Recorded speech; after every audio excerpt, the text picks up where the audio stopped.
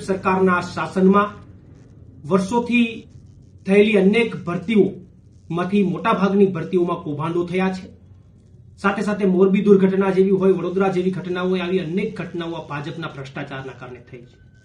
આવી ઘટનાઓ થાય એટલે ભાજપના નેતાઓ ચોમાસામાં જેમ ડેટકા બહાર આવે એમ બહાર આવીને બયાનબાજીઓ ચાલુ કરી દે કે કોઈને છોડવામાં નહીં આવે, ગમે તેવું તિસ્માર ખાશે પકડી લેવામાં આવશે, કાયદાનું કામ કરશે. થોડી વાર માટે તો એવું લાગે કે જો ગુનેગાર પકડાઈ જશે તો આ ભાજપની સરકાર એને ગોળીએ દઈ દેશે, જો ગુનેગાર પકડાઈ જશે તો આ ભાજપની સરકાર એને ફાંસીએ ચડાવી દેશે. પણ વાસ્તવમાં એવું કંઈ થતું નથી. અને એમનું પ્રમાણ આ ભાજપની સરકારે જ આપ્યું છે. વિધાનસભામાં રજૂ થયેલા આંકડા મુજબ ભાજપની સરકારે સ્વીકાર્યું છે કે ભરતી કૌભાંડના 6 અને ગુજરાત યુનિવર્સિટી ઉત્તરવહી કૌભાંડના 22 આરોપીઓ હજી પકડાયા નથી.